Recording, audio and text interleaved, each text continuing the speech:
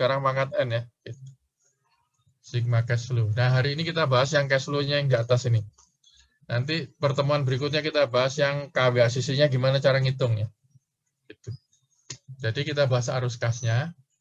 Kemudian di chapter berikutnya kita bahas risiko, ya, bagaimana memasukkan risiko di dalam capital budgeting. Chapter berikutnya bagaimana cara ngitung KWACC ya. Nah, jadi isinya hari ini cash flow.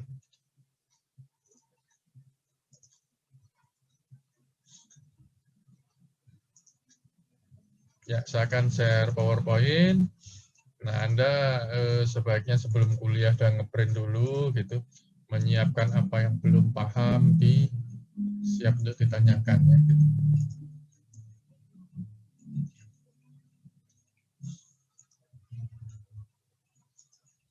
Nah, gini, konteks capital budgeting itu begini, Mas, Mbak semuanya. Ya, capital budgeting itu namanya budgeting, itu penganggaran ya. Penganggaran itu kalau di DPR itu nyusun anggaran itu belum boleh kas keluar terjadi, artinya di fase perencanaan. Jelas ya? Di fase perencanaan. Maksudnya fase perencanaan ya baru rencana-rencana, belum boleh ada keluaran kas. Ya, kasnya belum keluar, kasnya belum masuk. Tapi begitu di DOC, di ACC, baru kasnya boleh masuk, boleh keluar gitu ya. Jadi ini fase perencanaan. Contoh, perusahaan merencanakan mengganti mesin lama dengan mesin baru. Oke. Jadi mesin lama akan dijual. Ingat, masih akan. Semuanya itu masih akan. Mesin baru juga belum dibeli gitu ya. Konteksnya demikian. Karena ini capital budgeting. Oke. Sama juga perusahaan melakukan ekspansi. Ekspansi itu belum dilakukan. Tapi kalau capital budgeting ini menghasilkan, oke, keputuskan proyeknya diteruskan, dilanjutkan gitu. Ya. Maka langsung besoknya dikeluarkan tuh uang. Ya, bangun pabrik gitu. Ya, clear ya. Jadi ingat, analyzing project cash flow ini adalah futuristik, belum terjadi, ya, belum terjadi, ya. Tapi ini analisisnya, ya, analisisnya demikian. Ya, apa yang dibahas hari ini, saudara sekalian? Nah, apa yang dibahas hari ini? Kita akan mengidentifikasi incremental cash flow yang relevan untuk project. Cash flow yang relevan itu dua cirinya, ingat-ingat ya. Cash flow yang relevan itu cirinya dua. Satu, dia belum terjadi, bersifat futuristik. Kedua, membuat keputusan berbeda. Nah, makanya disebutnya incremental. Incremental itu perbedaan. Oke, saya ulangi lagi ya. Ciri relevan cash flow adalah satu, dia bersifat futuristik dalam arti belum terjadi. Kedua, membuat keputusan menjadi berbeda. Oke, ini konsep. Yang berikutnya, Anda nanti akan belajar nomor 2 nih, tipe ekspansi ya. Jadi perusahaan itu di dalam capital budgeting itu ekspansi. Ekspansi itu maksudnya begini, yang tadinya nggak punya jadi punya, yang tadinya punya satu jadi punya dua gitu. Itu namanya ekspansi. Clear ya? Kalau Anda nggak bisa membedakan dengan replacement, maka Anda akan nanti kesulitan tuh, bingung tuh ya. Kalau replacement itu yang ada, tuh ya. Contoh mesin lama menjadi jual, kemudian kita ganti mesin baru, itu replace. Artinya yang lama diganti dengan yang baru, yaitu replacement. Tapi kalau kita punya satu mesin, terus kita beli satu mesin lagi, itu namanya expansion. Ya. Clear ya? Ini diingat-ingat nih. Nah, ini cara ngitungnya beda. Jangan sampai Anda kasus expansion dikerjakan dengan cara replacement, salah. Atau kasus replacement dikerjakan dengan cara expansion, salah. Ya. Kalau tadinya saya punya satu Indomaret, kemudian saya membangun Indomaret satu lagi, yo, Mas bagus. Ini expansion atau replacement.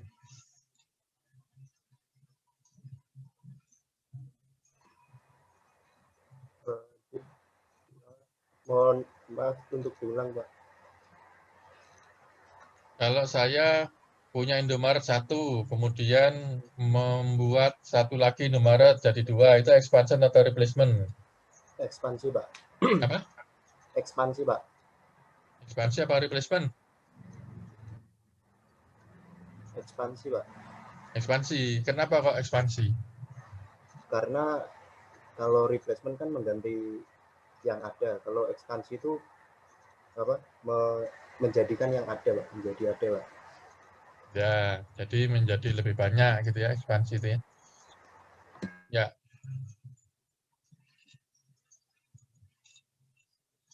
Lanjut ya, saudara sekalian. Kalau saya misalnya punya Indomaret nih. Nah, punya Indomaret. Kemudian saya mau buka pabrik pesawat terbang. Ayo. Ini replacement atau expansion ya. Indomaretnya masih ada nih. Saya akan nambah lagi bisnis nih. Bisnis apa, Pak? Pesawat terbang. Ya. Ini expansion atau replacement. Nomor absen 1. Ekspansi, Pak. Ekspansi ya, ekspansi. Kenapa, Mas? Karena bisnis yang awal masih ada dan ditambah bisnis yang baru. Ya, ya, ya. Ya.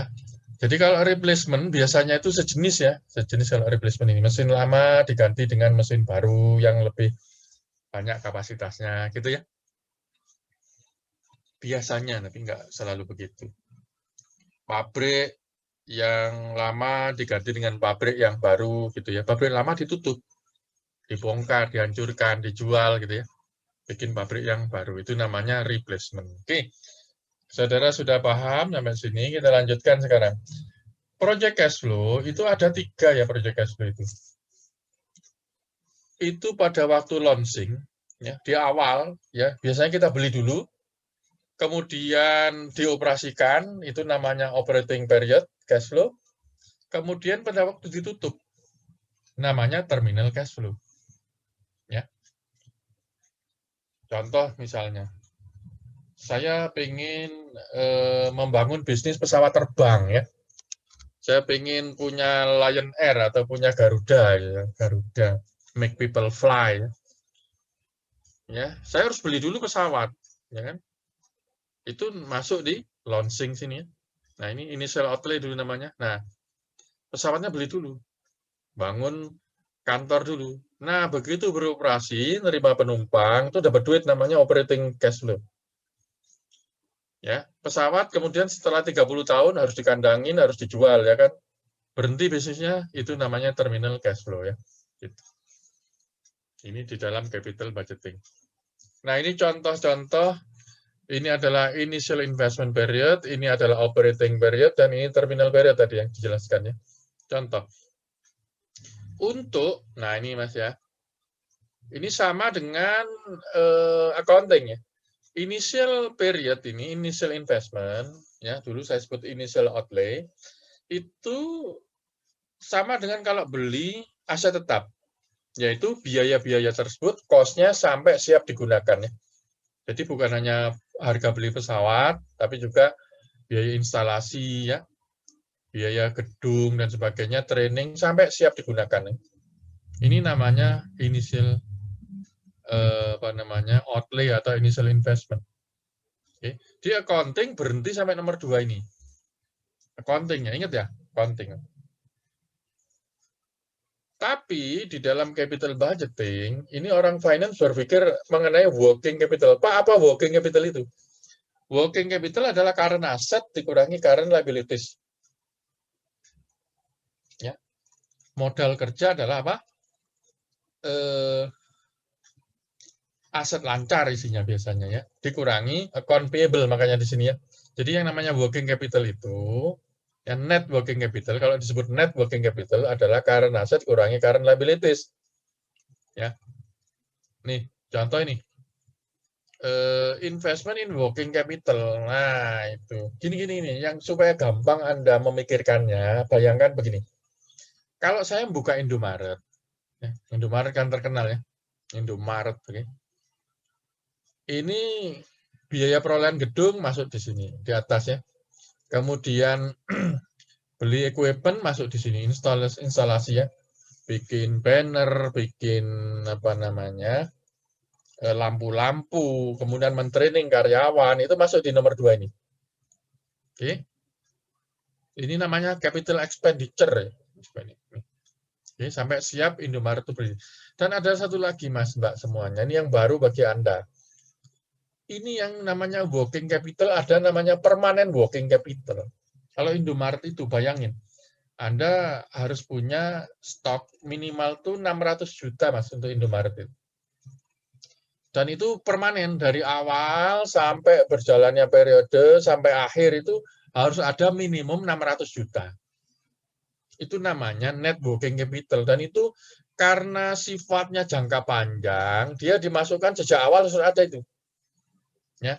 Jadi belinya itu di awal, nggak boleh itu namanya persediaan itu belinya di tengah. Nggak bisa jualan Indomaret ya. Gitu. Oke. Jadi initial outlay di sini, capex di sini, ya. Capitalnya termasuk pembelian persediaan. Ya. Ingat-ingat itu. Dan ingat ya, nanti persediaan ini di terminal working capital ya. Jadi working capital yang dibeli di sini nanti dijual di sini. Kalau di initial ini kas keluar, ini kodenya minus ya. Di terminal period itu dijual, maka ini kas masuk, kodenya plus ya. Clear ini? Sama juga ini nih. Ya. Gedung Indomaret, rak-nya yang di atasnya itu. Di sini kas keluar, tapi nanti ya, kalau ini bisa dijual tuh ya. Di sini di terminal period itu bisa menjadi kas masuk. Clear ya? Jadi aset-aset yang dibeli di awal ini prinsipnya semuanya awalnya menjadi kas keluar, tetapi kalau dijual di akhir dia menjadi kas masuk. Oke, clear ya? Biaya apa lagi itu terminal, Pak? Terminal itu di pemberhentian, di penghentian ya. Ya macam-macam. Ada clean up ya. Indomaretnya harus dibersihin, dirapikan ya. Di commissioning cost ya gitu. Kalau pom bensin itu gini. Pom bensin itu kan di dalam tanahnya ada tangki itu. Ya. Tangkinya itu harus diangkat karena ngerusak lingkungan. Tangkinya dari baja itu. Oke. Supaya nggak ngerusak lingkungan, sesuai dengan peraturan pemerintah, tangki itu harus diangkat, ya, diangkat dari dalam tanah, ya. Gitu. Perlu biaya itu jadi kas keluar, gitu ya. Oke, yang berikutnya interim period. Interim period di sini adalah biaya yang terjadi selama periode pengoperasian. Ya biaya apa ya? Ini mirip income statement ya. Nah ini mirip income statement nih. Isinya apa Pak? Ya isinya ya revenue, expense gitu, pajak ya. Kemudian di sini kalau ada tambahan nih, kalau di sini misalnya ada working capital di sini perlu nambah, selisihnya masuk di sini. Contoh, working capital awal 10, Pak di sini jadi 20, ya selisihnya lagi masuk di sini menjadi kas keluar di sini ya. Selisihnya doang ya. Kalau disebut increase itu artinya selisihnya. Pak, kalau decrease ya berarti jadi kas masuk ya. Kalau increase jadi kas keluar gitu ya. Kenapa? Kalau inventory increase, debitnya itu inventory, kreditnya kas. Kreditnya kas itu kan kas keluar. Ya. Kemudian kadang-kadang ada capex tambahan ya. Capex tambahan. Nah, ini biayanya, oke? Sampai di sini kalau ada yang bertanya silakan ya.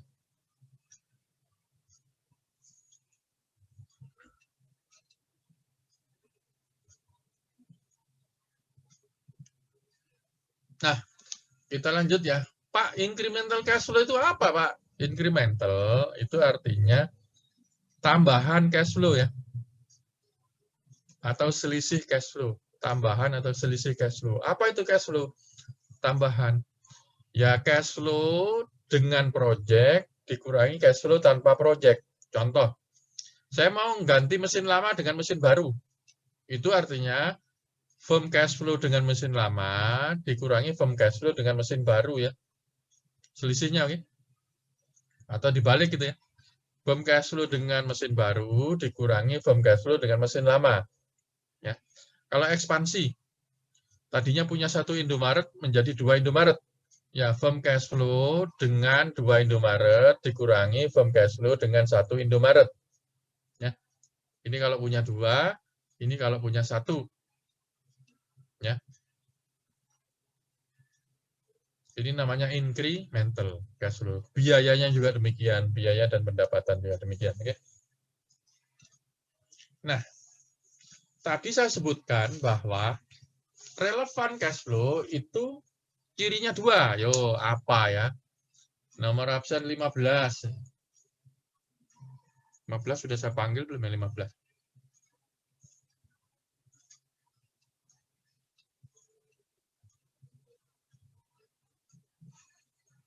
Nomor absen 15. Ada nggak orang ini? Bersifat futuristik dan berbeda, Pak. Suaramu pelan-pelan, Mas. Bagus. Terlalu pelan. Bersifat futuristik dan memiliki keputusan yang berbeda, Pak. Iya. Satu futuristik ya. Kedua, keputusannya membuat berbeda. Ya, berbeda. Ya. Futuristik. Oke. Futuristik. Jadi yang namanya orang manajemen keuangan itu bersifat futuristik. Futuristik, dia tidak berpikir masa lalu, jelas ya. Dia berpikirnya masa depan, gitu ya.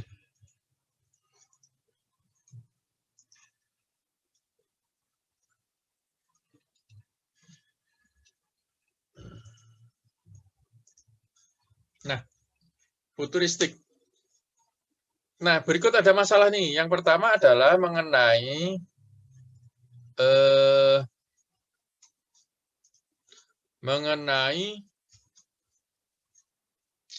sangkos. Ini ya, sangkos ini terjemahannya biaya mengambang katanya. Apa Pak sangkos? Sangkos adalah biaya yang telah terjadi di masa lampau dan tidak bermanfaat untuk pengambilan keputusan di depan. Contoh, sangkos itu adalah, contoh begini. Saya mau mengganti mesin lama dengan mesin baru. Maka harga beli mesin lama yang sudah terjadi itu sangkos namanya. Ya. Harga beli mesin lama yang sudah terjadi itu namanya sangkos. Ya, historical cost sangkos, historical sangkos ya. Sangkos namanya. Sudah terjadi. Ya. Itu tidak relevan dalam pengambilan keputusan. Karena itu tidak perlu dimasukkan di dalam capital budgeting. Jelas? Jadi orang finance itu move on ya, mikirnya masa depan. Ya. Oke, yang berikutnya.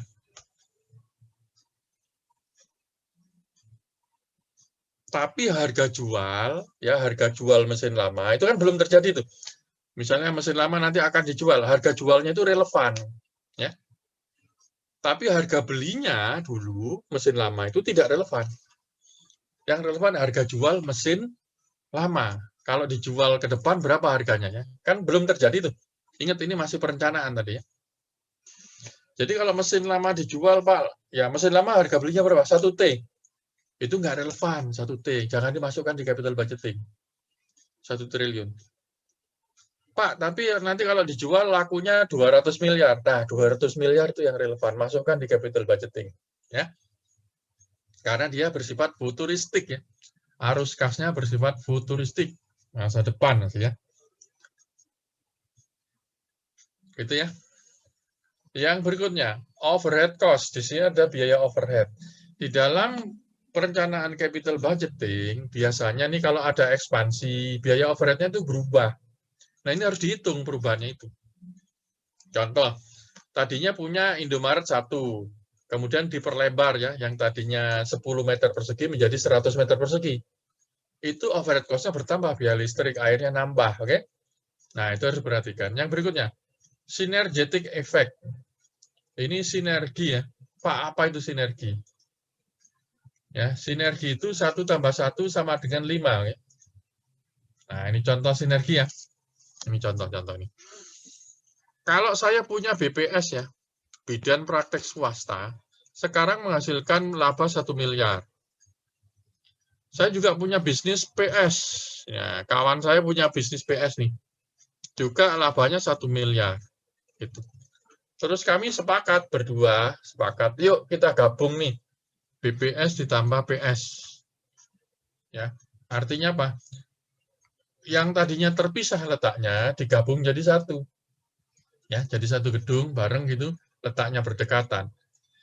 Ini omsetnya, ya, ini kalau kayak begini 2 miliar, ini nggak ada sinergi, Mas.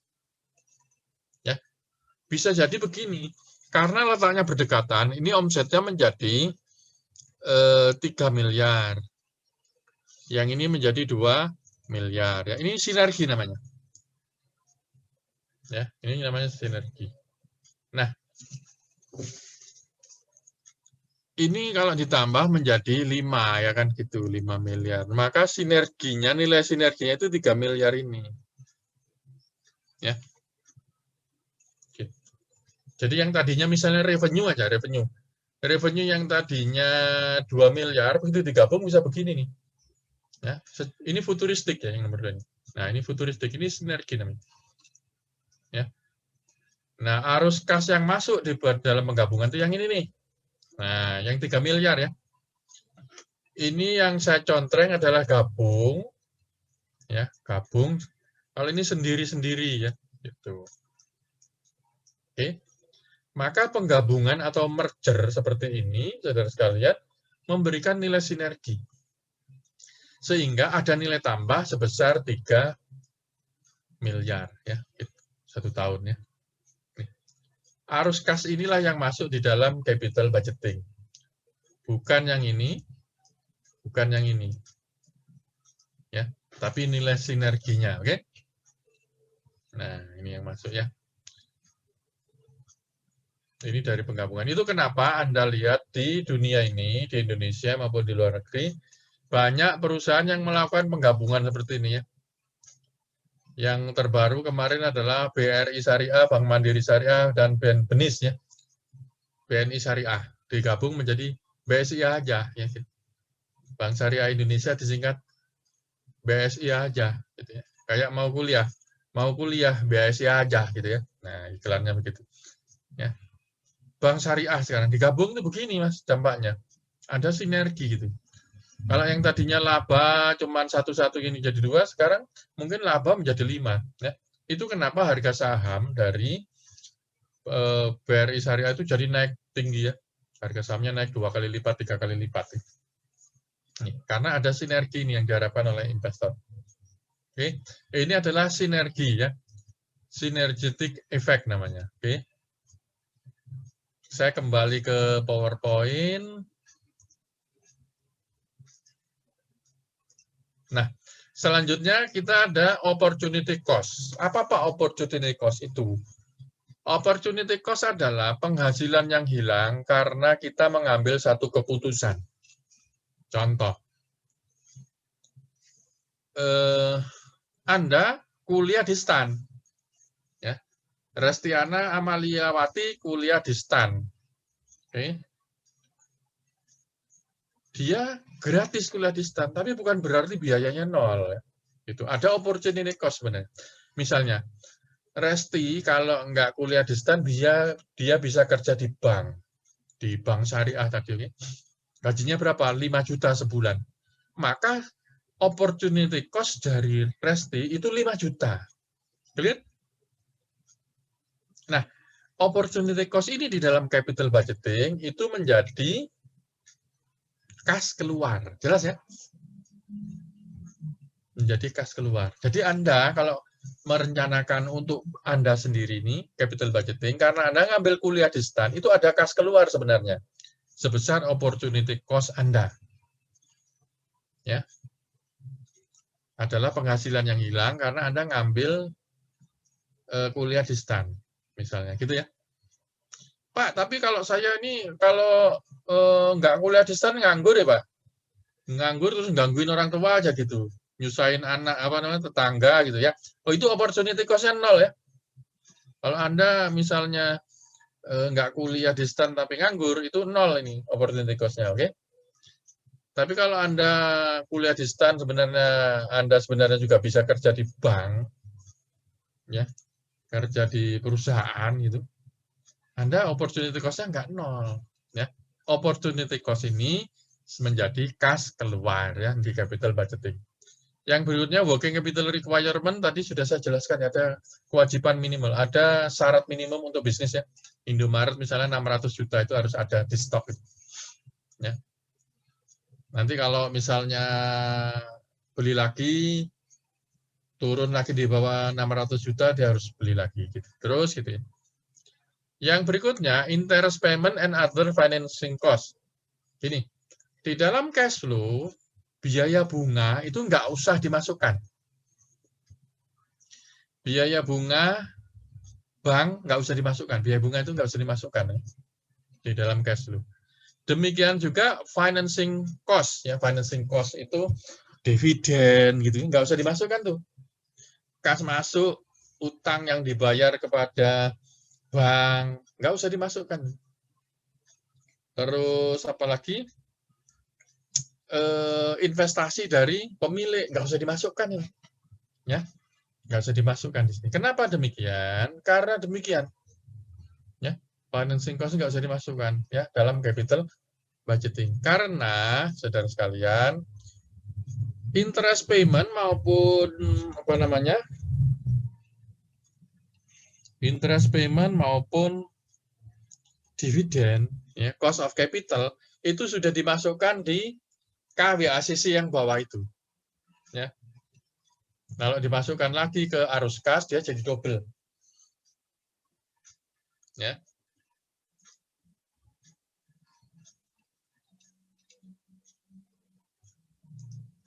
Kan rumusnya begini ya, rumusnya itu. NPV sama dengan ya cash flow ya di sigma nanti ya, sigma ya. 1 plus K. K-nya KWACC pangkat N ya. Nah, jadi yang namanya interest itu masuk di sini nih. Nah, di K yang ini nanti di WACC ya. Jadi di cash flow nggak usah dimasukin lagi di sini. Ya. Gitu. Cukup di sini, di KWACC ini. Nah, gimana cara ngitungnya KWACC nanti di chapter 14. Oke.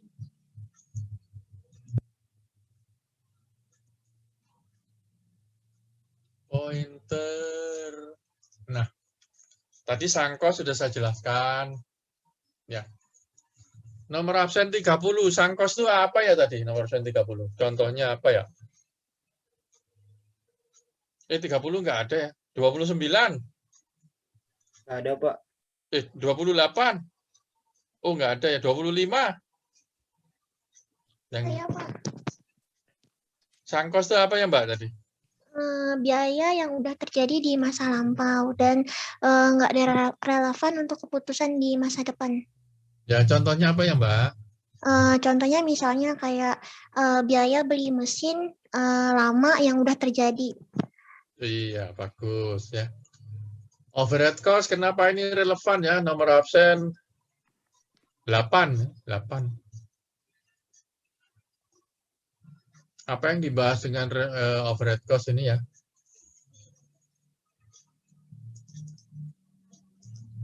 Delapan ini siapa ya nomor absen 8 nih? 8. Saya, Pak. Ya, Mas Jakwan. Gimana di pertanyaannya? Overhead cost ini bagaimana treatmentnya di capital budgeting, Mas?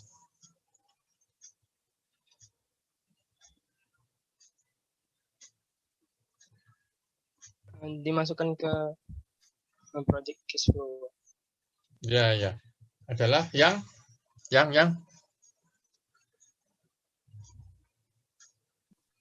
Yang masuk, Pak.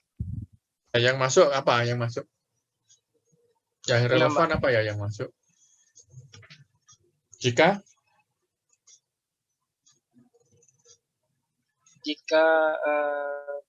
Biaya keluar akibat ekspansi. ya, apabila terjadi penambahan overhead cost ya. Tapi kalau overhead cost itu tidak berubah, di dalam kasus ini nggak berubah, ya, biaya listrik, air, yang mau ada proyek itu atau tidak ada proyek itu, maka itu tidak relevan ya. Ya, gitu ya. Kalau cost counting kan dialokasikan itu ya. Proyek lama dengan proyek baru pakai mekanisme alokasi toh. Kalau di capital budgeting enggak, ya, enggak. Jadi kalau nambah saja ya, makanya yang bersifat incremental saja ya. Incremental artinya misalnya nih kalau kita memperluas Indomaret tadi, listriknya nambah Pak. Nah, itu overhead-nya relevan. Tapi misalnya, Pak, kita perluas misalnya 10 meter persegi lagi, tapi listriknya sama aja itu. Kan lampunya nggak nambah, kulkasnya nggak nambah, hanya space-nya aja diperluas. Itu nggak relevan. Jelas ya? Ini untuk overhead cost. Ya. Synergetic effect, tadi sudah saya jelaskan, efek sinergi.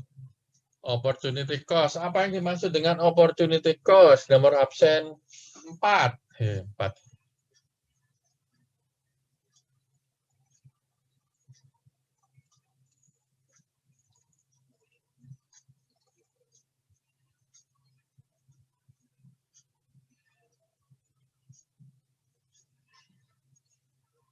Nomor absen 4? Ya Pak, Apa itu opportunity cost? penghasilan yang hilang karena mengambil keputusan. Ya, contohnya apa, Mbak? Contohnya kayak tadi yang dijelasin Bapak, kayak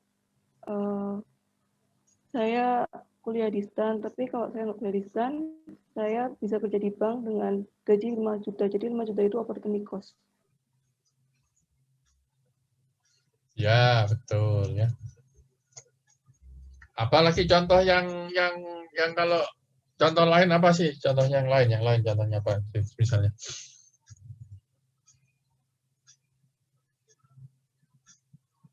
Yang pakai logikamu sendiri itu. Penghasilan yang hilang karena kita ngambil satu keputusan.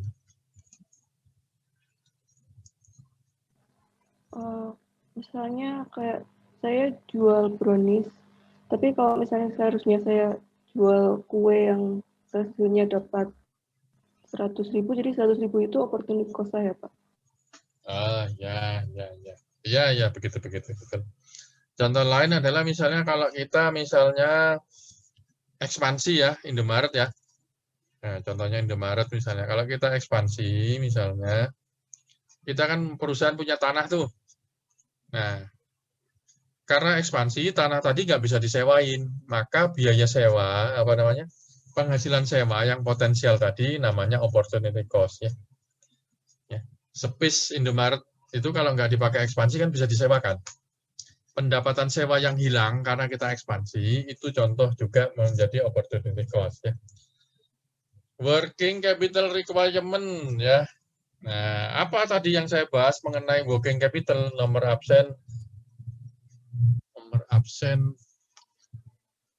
16. 16.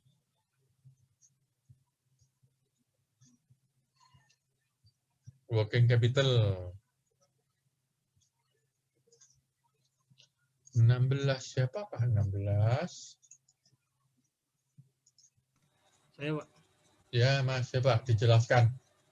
Gimana mengenai working capital itu di awal bagaimana, di akhir bagaimana Mas Rafif? Ya Pak, jadi working capital itu apa namanya? Networking capital itu selisih yang terjadi antara aset lancar perusahaan dan juga selisih aset lancar dan kewajiban.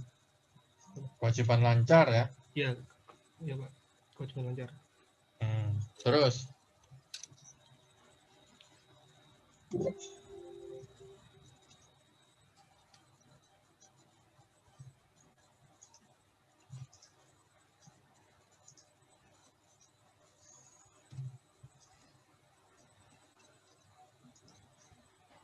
Ya.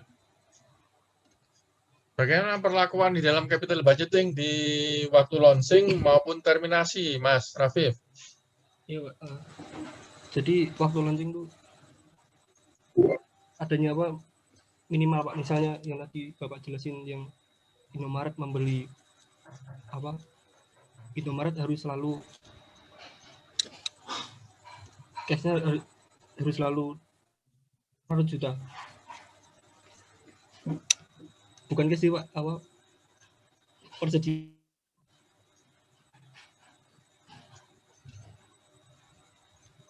Halo, gimana? Teruskan, Pak. teruskan. Teruskan, logikamu gimana? Putus-putus gak Pak? Enggak, cuman hilang-hilang aja.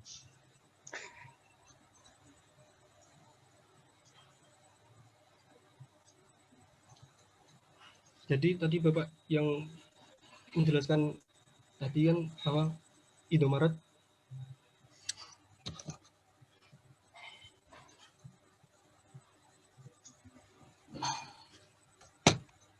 membeli apa membeli persediaan di awal 600 juta itu Pak. Ya, ya. Nah Terus? itu misalkan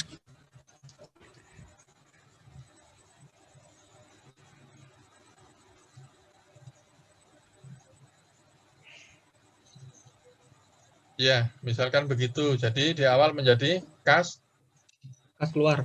Ya, kemudian di terminal menjadi Lalu di terminal menjadi kas masuk. Ya, menjadi kas masuk. Kenapa kas masuk? Dijual ya, gitu ya. Dijual ya. Ya, bagus. Ya, Pak.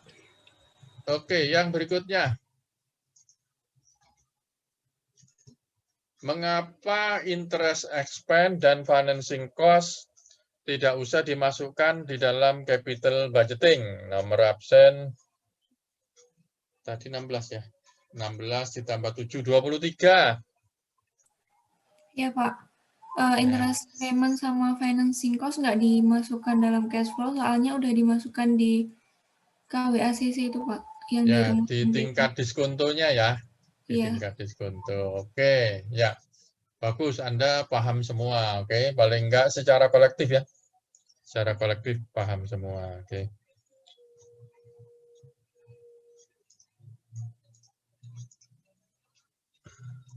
Nah, kita lanjutkan sekarang langsung ke teknis ya. Nah, bagaimana membuat forecast? Forecast-nya begini, free cash flow. Ini kan yang akan didiskonto nih. Kita pakainya adalah operating cash flow. Okay? Operating cash flow tambah depresiasi, kurangi capex, kurangi working capital. Ini rumusnya. Nah, kita lihat sekarang contohnya aja langsung.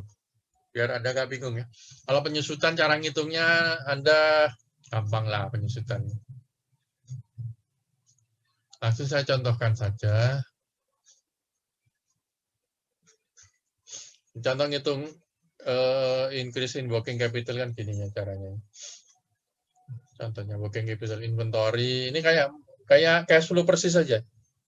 Ngitung investment in net working capital. Increase in account receivable tambah increase in inventory kurangi increase in account payable ya. Coba Anda lihat nih, kenapa ini positif? Karena gini, kalau Anda increase in receivable tuh debitnya adalah receivable, kreditnya cash. Itu kas keluar. Ini segini nih kas keluar nih. Ya. Ini kas keluar nih. 78 ini. Nah, ini investment ini. Nah, langsung saya contohkan aja biar gampang ya. Ini contoh. Ini contoh kasusnya. Gimana cara ngitungnya? Begini cara ngitungnya. Nih. Gimana kita ngitung operating cash flow? Tujuan kita adalah ngitung operating cash flow. Ini adalah tipe ekspansi. Ingat ya, kalau Anda baca buku, di awal-awal itu tipe ekspansi. Di belakang baru dia menjelaskan tipe replacement. Oke. Contoh misalnya ini. Ini kan bikin income statement aja nih, revenue kurangi COGS sama dengan laba kotor ya. Laba kotor dikurangi biaya operasi, dikurangi biaya depresiasi sama dengan NOI ya. Net operating income NOI. Ingat, stop di NOI. Kenapa? Nanti kalau turun ke bawah jadi net income, itu di sini ada interest expense. Ini bedanya finance dengan accounting. Kalau accounting, cash flow operasi itu sampai net income ya. Pakai indirect method, masih ingat ya? Ini sama pakai indirect method, tapi dia stop di NOI. Oke, stop di NOI. Kenapa? Karena proyek itu menghasilkan laba operasi.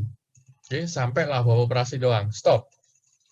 Oke, laba operasinya 51. Kemudian, ingat, dari NOI ini kita bayar pajak 30%, kalau Amerika, Indonesia 22. Ya, ketemulah minus 15,3. NOPAT. Nah, ini NOPAT inilah cash flow from operation. Oke. Tapi harus ditambah dengan depreciation ya, tambah depresiasi. Pak, amortisasi sama, amortisasi juga, oke. Tambah depresiasi dan amortisasi. Nah, inilah operating cash flow namanya. Versi finance, beda dengan versi accounting. Ingat ya, Anda belajar finance, bukan belajar accounting. Oke. Pak, kenapa depresiasi ini ditambah lagi? Karena depresiasi itu di sini menjadi expense ya, tapi dia non-cash expense. Okay? Semua yang non-cash expense harus ditambahkan lagi di bawah sini. Ya, biasanya non-cash expense itu bentuknya depreciation and amortization. Nih, depresiasi dan amortisasi. Oke, jelas ya? Ini adalah tahun ke-1 sampai tahun ke-5 pada waktu operasi dijalankan. Ada pertanyaan sampai di sini?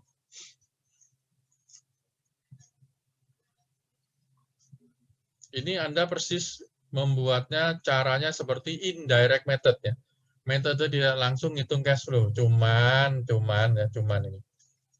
Cuman labanya bersih di stop di NOI. Ya. Karena tujuan kita ngitung NOPAT, net operating profit after tax. Oke. Lanjut sekarang. Ini cara ngitungnya. Nah, begini. Ini nih, tahun ke-1 sampai tahun ke-4 itu namanya operating cash flow ya. Di tahun ke-5 itu asumsinya perusahaan entitas itu berhenti di akhir tahun. Sehingga setahun dia masih dapat cash flow operasi nih, 75.700. Oke, yang berikutnya. Pak, CAPEX ini dari mana Pak? CAPEX 200. CAPEX 200 itu adalah biaya perolehan proyek itu. Kalau Indomaret itu yang bangun gedungnya, ya, sewa tanahnya, gitu ya, beli rak-raknya, mentraining karyawannya, sampai Indomaret itu siap jual barang ya. Ini 200. Yang working capital yang 700, yang 70 ini tadi yang sudah saya jelaskan ini adalah minimum requirement kewajiban dari inventory yang harus ada, $70.000. Nah, Anda lihat ini di sini, 70.000 ini minus, ya, minus ini adalah kas keluar. Nanti pada waktu di akhir tahun ke-5, jadi plus nih, ini jadi kas masuk ya. Demikian juga ini nih, CAPEX yang 200, ini di sini jadi 0. Kenapa? Artinya nanti aset tetap yang dibeli di sini, investasi yang dilakukan itu nggak bisa dijual di akhir tahun ke-5. Atau nilai sisanya sama dengan 0. Ya. Nilai sisa sama dengan 0. Oke.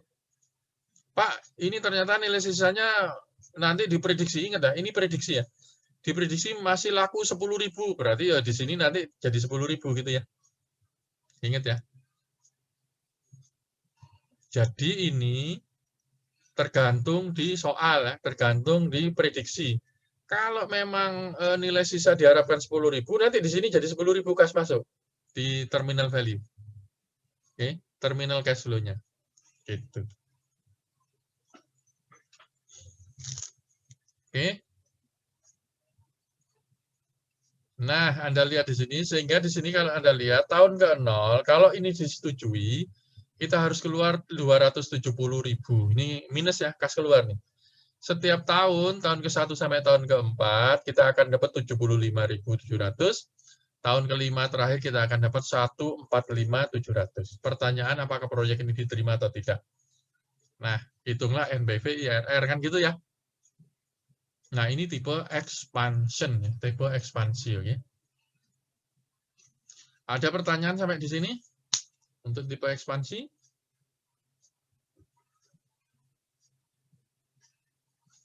Ada kemarin pertanyaan dari kelas sebelah, Pak, ini tahun ke-1 sampai ke-4 pasti sama, Pak, harus kasnya. Di soal ini kebetulan sama. Di soal lain bisa saja berbeda, ya. Tahun lalu ujian itu keluar yang tipe kayak begini, expansion. Tapi operating cash flow-nya itu tiap tahun berbeda, kenapa? Penjualannya beda-beda. Ya. Tiap tahun numbuh 5%. Nah, itu pasti ini Anda harus bikin kolom ke samping nih. Ya. Kolom ke samping di sini tahun ke-1, tahun ke-2, tahun ke-3, tahun ke-4, tahun ke-5 gitu ya. Ke samping ya, jangan ke bawah ya. Ingat-ingat itu. Ke bawah nanti Anda bingung sendiri. Samping. Ya, jadi kalau nanti penjualannya lain-lain gitu ya, biayanya lain-lain, Anda harus bikinnya ke samping. Nah, ini nggak bisa digabung jadi satu begini. Oke. Nah, ini sudah dihitungkan di proyek ini. Nah, ini NPV-nya 18.560. Maka proyek diterima. Ya, ekspansi layak diterima gitu ya. Lanjut gitu. Proyek diterima. Inilah cash flow tipe ekspansi. Ayo. Kalau ada pertanyaan silahkan, Mas, Mbak, sampai tipe ekspansi. Nih, dilihat-lihat nih. Nah, ini operasi terminal cash flow. Ini gampang kalau ekspansi sebenarnya.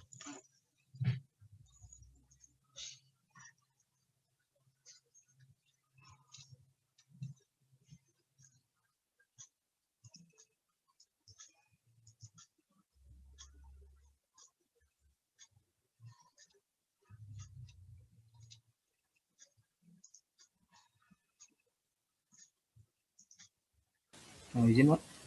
Ya, Mas. Berarti untuk tahun yang kelima itu penambahan apanya cuma dengan additional net working capital ya, Pak? Yang ini ya? Iya. Tahun kelima ini tergantung soalnya ya, tergantung asumsi, tergantung prediksi.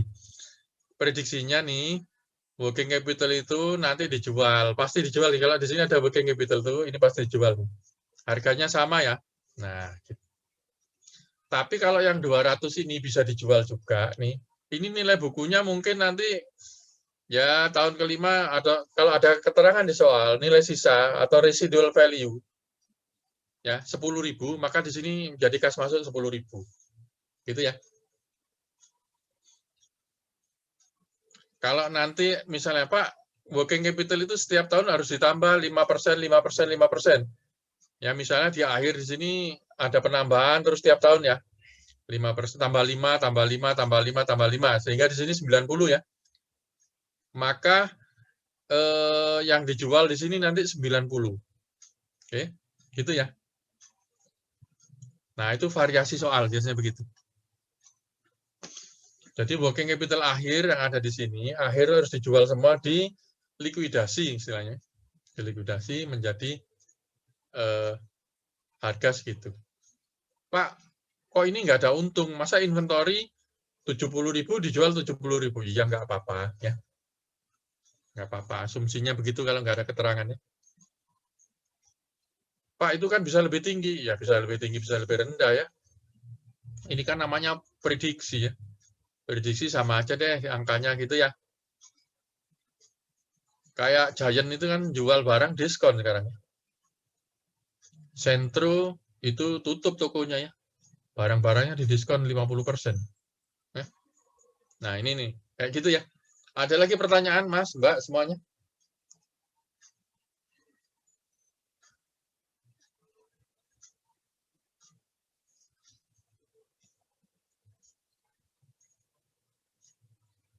Pertanyaan saya, kenapa di tahun ke-0 nggak ada operating cash flow di sini ya? Ayo. Kurniawansyah. Kurniawansyah. Kenapa tahun ke-0 ini nggak ada cash flow ya, Mas? Karena proyeknya belum berjalan, Pak. Iya, proyeknya belum berjalan, belum beroperasi ya, nggak dapat penghasilan ya kan, gitu ya. Nah, oke, bagus. Lanjut sekarang ya. Ini sekarang kita masuk ke yang lebih sulit. Enggak, ini inflation and capital budgeting. Intinya gini.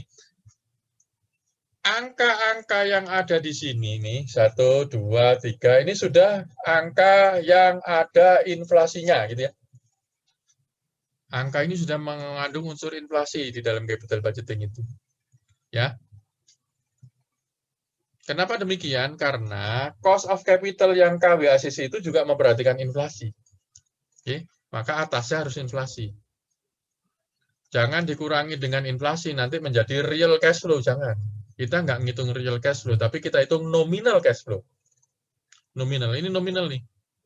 Jadi Anda nggak perlu pusing-pusing ngitung, Pak, inflasi 10% ya, kurangi 10%, nggak usah. Ya. Nggak usah. Ya. Masukkan aja inflasi ke dalam ini semua, ke cash flow. Ya. Itu intinya gitu. Kenapa demikian? Karena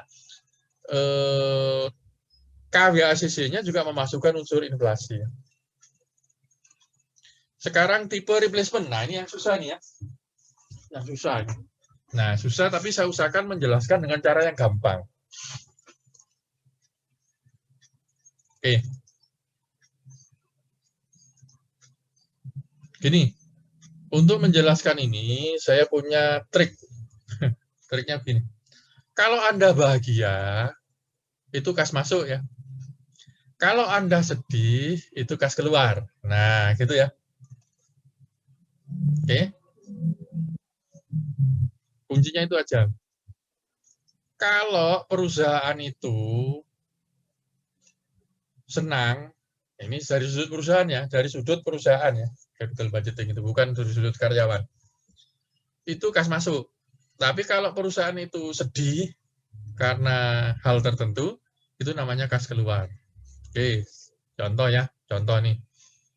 Contoh.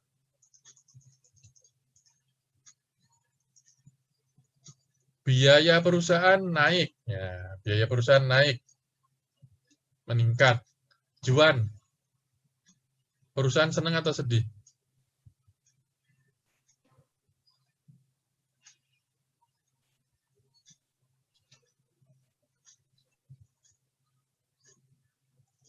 Suaramu Sedih, nggak Pak. ada, Juan. Hah? Sedih, Pak. Sedih, berarti kas masuk apa kas keluar? Kas keluar, Pak. Iya, bagus ya. Perusahaan pendapatannya bertambah. Dimas Gilang. Senang atau sedih perusahaannya? Senang, Pak. Ya, berarti kas masuk apa kas keluar? Masuk, Pak. Iya, bagus ya, gitu.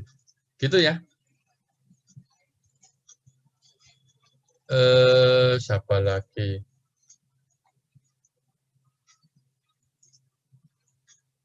Divi.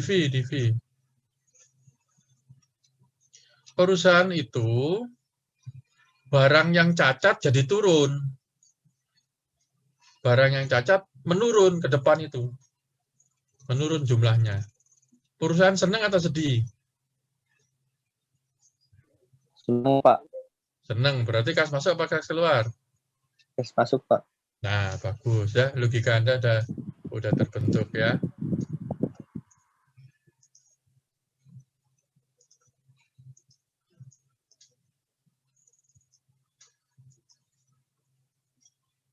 Siapa lagi ya? Nimas Armeita. Nimas. Ya, Bapak. Karena Omnibus Law ya.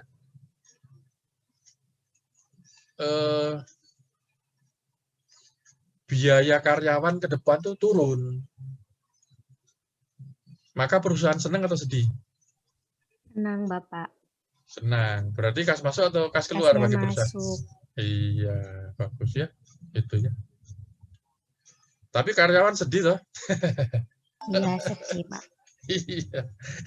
Bagi karyawan itu kas keluar. Itu kenapa karyawan pada turun ke jalan ya, Mbak ya? Clear ini ya logikanya ya. Itu namanya serikat pekerja itu nggak berhenti-berhenti turun ke jalan itu karena gitu, implikasi ke depannya begitu. Clear itu ya. Jadi kalau membaca kebijakan itu gitu. Siapa yang senang, siapa yang sedih, ya. Omnibus Law menyebabkan biaya karyawan ke depan itu turun. Jadi Omnibus Law itu kas masuk, menyebabkan kas masuk bagi perusahaan. Ya, memberikan nilai tambah bagi perusahaan. Tapi bagi karyawan terbalik ya, berlaku hari kebalikannya. Gitu. Jadi karena kita orang finance nih, ilmunya ilmu manajemen, sudut pandangnya dari perusahaan ya, gitu. Nanti kalau dari sudut karyawan tuh nanti kita belajar lagi ilmu namanya ilmu serikat pekerja ya. Oke, sudah ya, Anda sudah paham. Oke, kita lanjutkan. Nah, replacement. Kalau konteks replacement itu ada dua yang menyebabkan dia berbeda. Apa yang menyebabkan dia berbeda? Yaitu initial outlay sama cash flow operasi. Langsung contoh.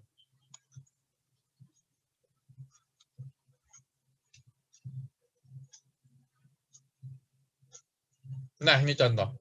Ini initial outlay-nya ya. Waktu launching ini mengganti mesin lama menjadi mesin baru. Ini contohnya. Mesin lama tuh, mesin lama, ini harga mesin barunya 420, termasuk working capital-nya ya, yang disyaratkan 420. Kalau tipe ekspansi, maka cukup 420 inilah yang menjadi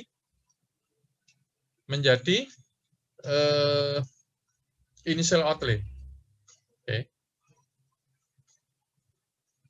Tipe ekspansi. Tapi karena ini replacement itu maka proceed atau harga jual kas yang diterima, ya, kas yang diterima dari penjualan mesin lama itu menjadi pengurang dari harga beli mesin baru.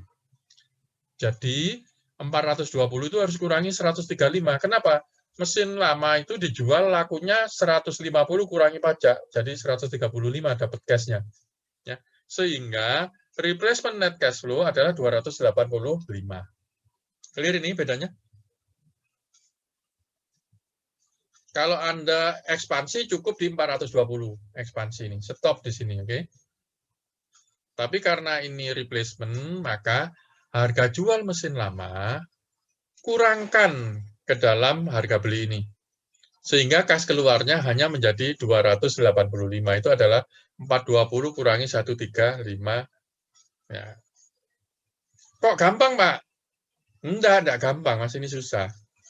Susahnya di mana? Di sini susahnya nih, ngitung pajaknya nih yang susah ya.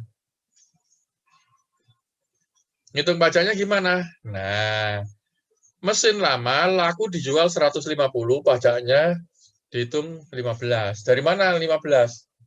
15 itu 50 kali 30%, tarif Amerika 30%. Terus 50 dari mana? Nah, ini adalah labanya 50. Ngitung labanya gimana? Nilai jual 150 kurangi nilai buku. Nah, nilai bukunya waktu penjualannya sama dengan accounting nih. Jadi Anda belajar di sini nih belajar ini, Anda harus ingat accounting dulu. Ngitung laba ini adalah laba di sini adalah sebesar harga jual 150 kurangi nilai buku. Nilai bukunya ini 100 nih. Ya. Untung 30% ya.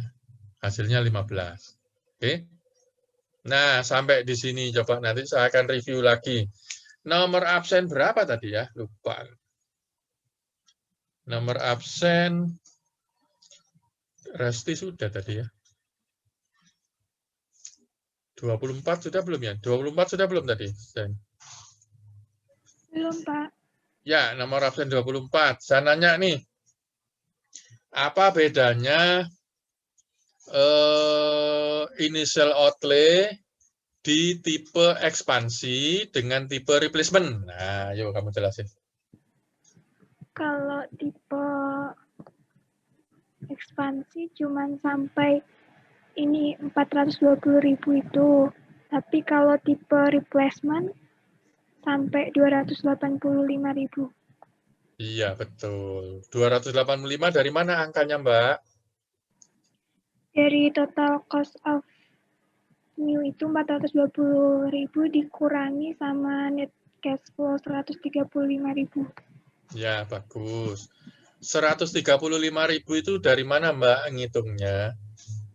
Dari harga jual 150.000 dikurangi laba net of tax 15.000.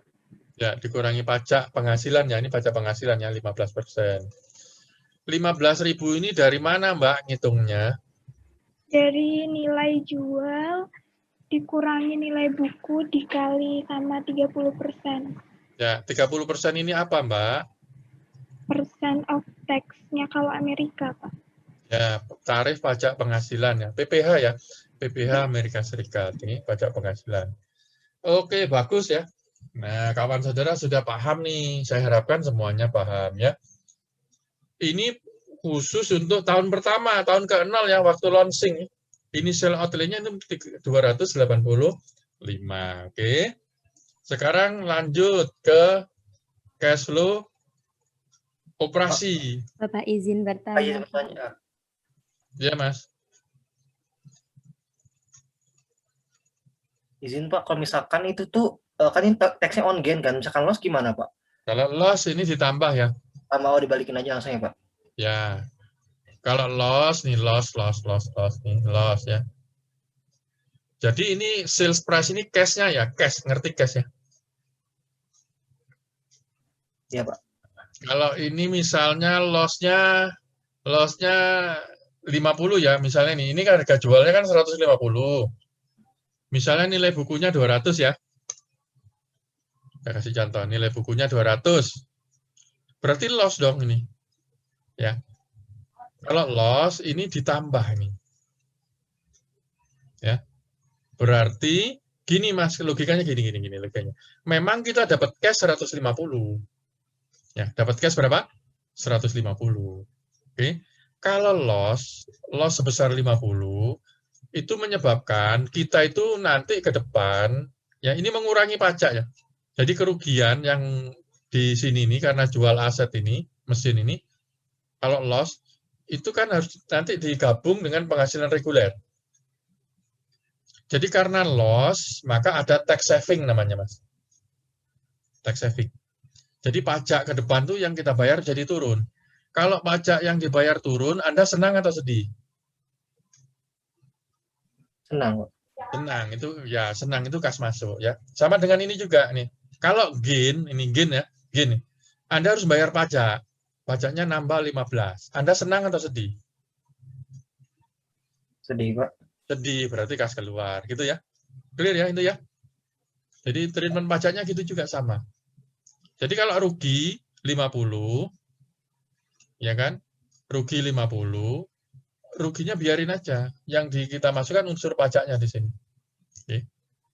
Karena rugi, maka pajak ke depannya jadi turun. Gitu. Ya. Kalau pajak turun, Anda senang, itu kas masuk di sini. Ini itu namanya tax saving, ya. Tax saving di dalam finance ya. Lanjut ya, Mas. Lanjut aja, Pak. Tadi cukup jelas. Ya. Lanjut ya. Nah, bagaimana dengan operating cash flow sepanjang operasi di tengah-tengah itu ya. Begitu mesin diganti, tahun ke-1 sampai tahun ke-4, ini balik lagi nih. Increase in operating income. In operating income ini maksudnya revenue ya. Ini. Laba, ini kenaikan revenue sebesar 20.000. Saya nanya sekarang. Pipin. Kalau revenue-nya naik 20, senang atau sedih? Senang, Pak. Berarti kas masuk apa kas keluar? Kas masuk, Pak. Nah, ini kena kodenya kas masuk ini ya, nih kodenya kas masuk ya. Itu. Nomor absen 21. Siapa 21? Saya, Pak. Ya. Ini kalau gaji yang dibayarkan turun 100.000, senang atau sedih, Mbak, perusahaan? Senang, Pak. Nah, berarti kas masuk apa kas keluar? masuk, Pak. Iya. Lanjut nomor absen 20. 20 siapa? Ya, saya, Bapak. Ya. Di sini terjadi pengurangan produk rusak. Produk rusak karena pakai mesin baru, ya produk rusaknya jadi menurun. Senang atau sedih? Senang, Pak. Kas masuk atau kas keluar? Kas masuk. Iya, bagus. Nomor absen 19. Iya, Pak. Di sini terjadi penurunan biaya natura. Saudara tahu biaya natura? Bahasa Inggrisnya fringe benefit itu biaya natura. Natura itu imbalan kepada karyawan bukan dalam bentuk kas. Misalnya lebaran dapat Indomie, minyak goreng, ember, ya, kongguan, itu natura namanya. Biaya natura kepada karyawan turun. Perusahaan senang atau sedih? Senang, Pak. Kas masuk atau kas keluar? Kas masuk. Ya, ini selisihnya doang ya, reduce ini selisihnya, oke. Nah, ini sehingga tahun ke-1 sampai tahun ke-4 itu 180, sampai tahun ke-5 juga sama nih, ya. Gitu.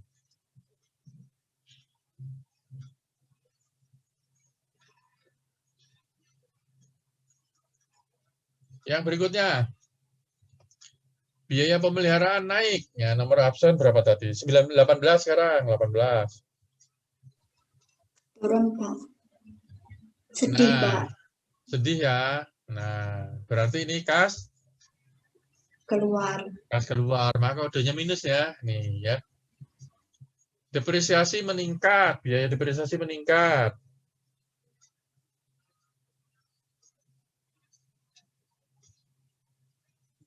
Nomor absen 17.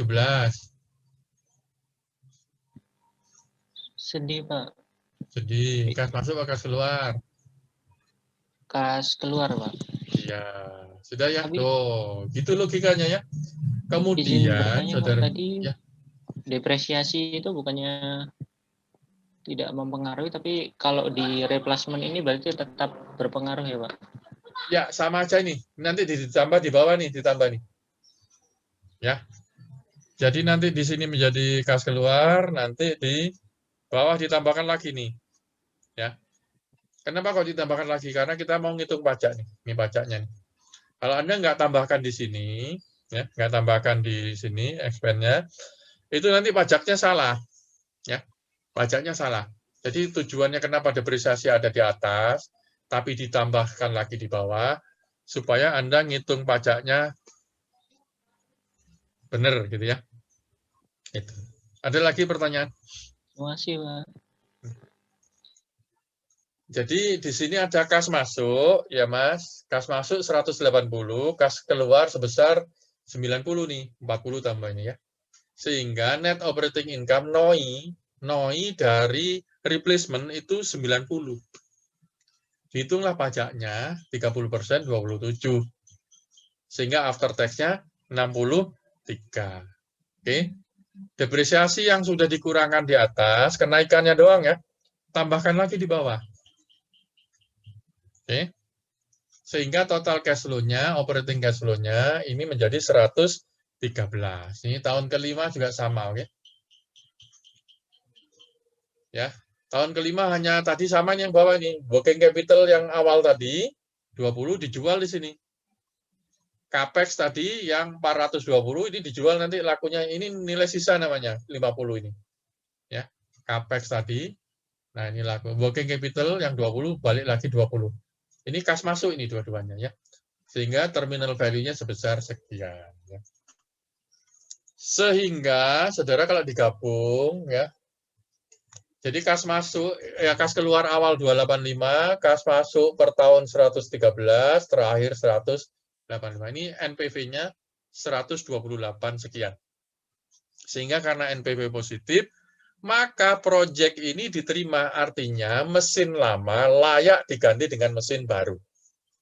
Oke, keputusannya gitu aja.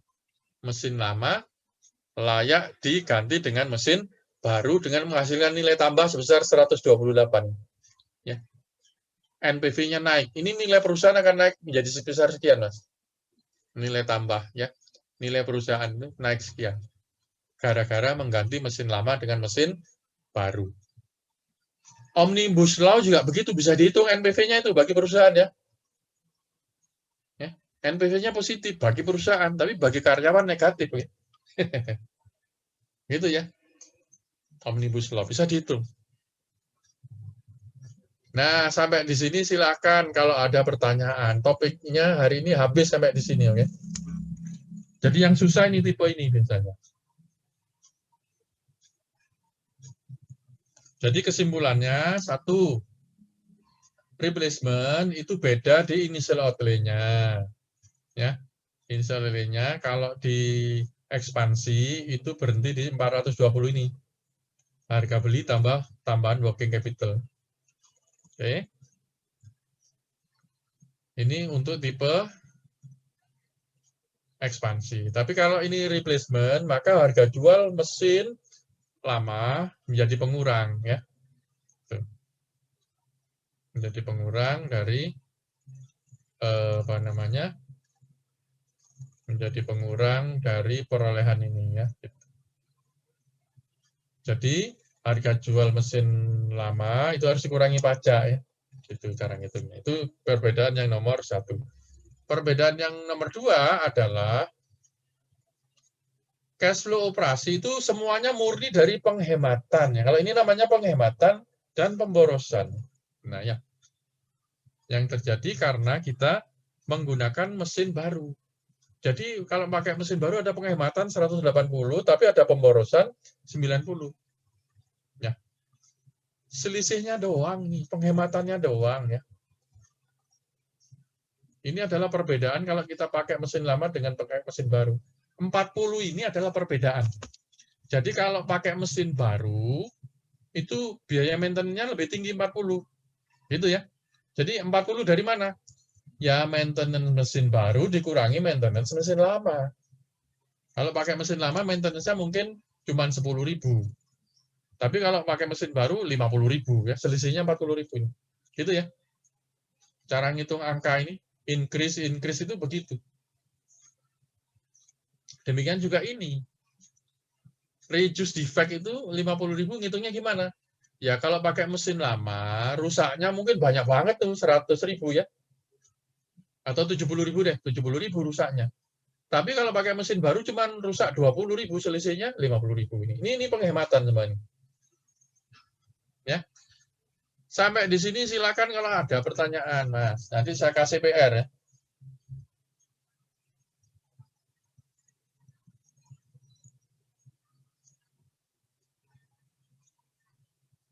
Ya, ini adalah topik paling sulit yang ada di setelah UTS ya, cash flow ini. Nanti setelah ini nggak ada yang sulit ya, gampang-gampang. Nanti risiko, ya Mas. Izin bertanya Pak, terkait dengan total cost of new itu berarti kalau di accounting itu harga perolehannya Pak?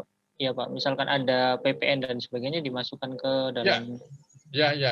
Ini adalah yang 1, 2, 3 ini adalah cost sampai ready for use, sama persis dengan akuntansi. Kalau PPN, kalau bisa dikreditkan nggak usah masuk ya. Nggak usah masuk di sini. PPN besar ya. N-nya pertambahan nilai ya. Kalau bisa dikreditkan nggak usah masuk. Tapi kalau PPN, N pajak pertambahan nilai yang tidak bisa dikreditkan, masuk di sini. Kalau PPN pajak penjualan barang mewah, misalnya ini objek PPN barang mewah nggak bisa dikreditkan, masuk di sini. Ya.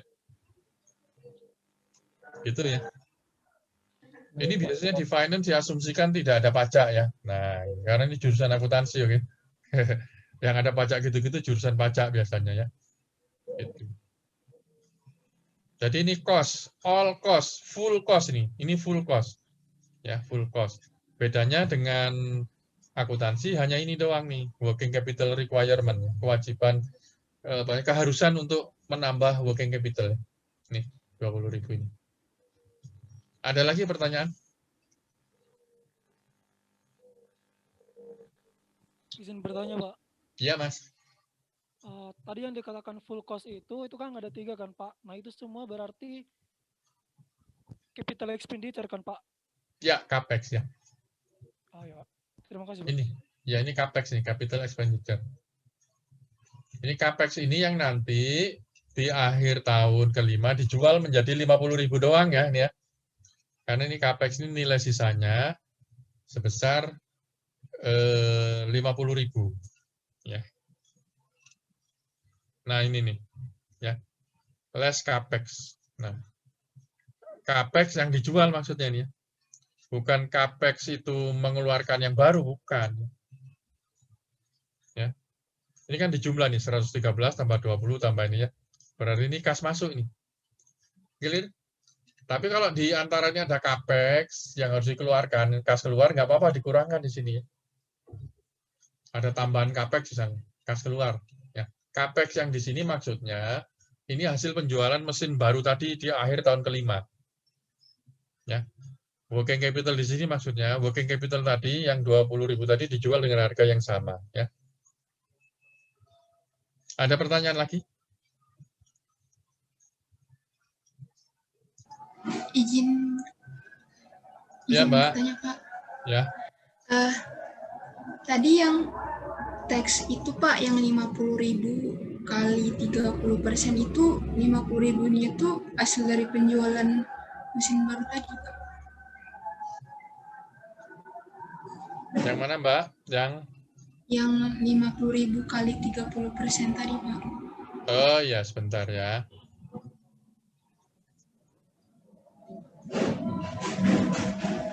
Sebelumnya. Ini ya. Iya, Pak. Ya, ini 50.000 adalah laba ya. Laba ngitungnya dengan cara 150.000 ini dikurangi nilai buku. Nilai bukunya berarti 100 nih. Ya. Ini adalah laba dari penjualan mesin lama ya. Ini kondisinya laba. Karena laba dia harus bayar pajak penghasilan 15. Gitu ya. Terus saya tanya, ya Mas, Mbak. Nilai bukunya, Pak, itu dikasih tahu di soal? Ya, dikasih tahu di soal biasanya ya. Kasih, Pak. Ya, dikasih tahu di soal. Kalau ini saya nanya, CAPEX di sini sudah dikurangi pajak belum nih, 50.000, yo. A sudah, B belum. C, au alap. Yo.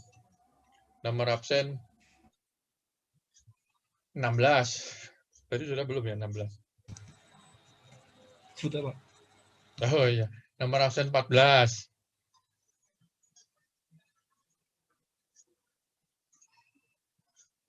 Nomor absen 14 ini sudah dikurangi pajak atau belum?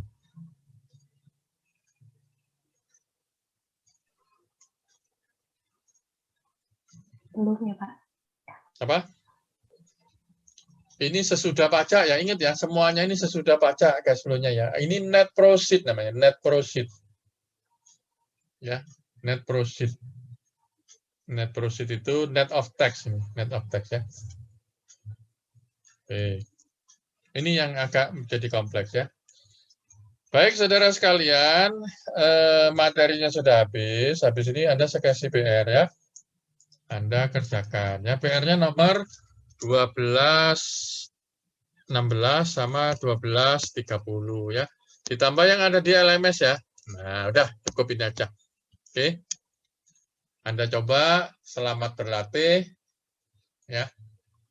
Sampai ketemu insya Allah minggu depan. Jadi masih ada waktu 30 menit Anda gunakan untuk mengerjakan PR ini ya. Langsung ambil dari buku, dikerjakan.